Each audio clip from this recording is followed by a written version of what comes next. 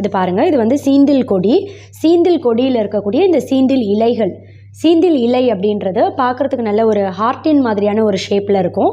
சீந்தில் அப்படின்றத அமிர்தவல்லின்னு சொல்லுவாங்க, ஒரு சிலர் இதை சாகா மூலி அப்படின்னு சொல்லுவாங்க.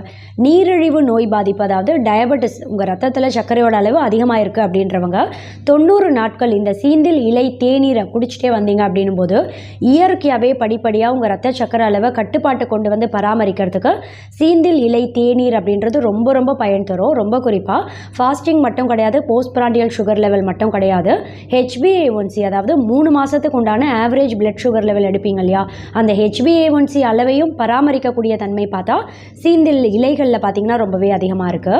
இந்த இலை தேநீர் நீரிழிவு நோய் பாதிப்பு இருக்கிறவங்களுக்கு மட்டும் கிடையாது, ஆர்த்ரைட்டிஸ் நோய் பாதிப்பு இருக்கிறவங்களுக்கு மூட்டு பகுதியில் வலியோடு சேர்ந்து வீக்கமும் அதிகமாக இருக்குது அப்படின்னும் போது மூட்டு வலி வீக்கம் இது ரெண்டுத்தையும் கூட இயற்கையாகவே சரி பண்ணக்கூடிய தன்மை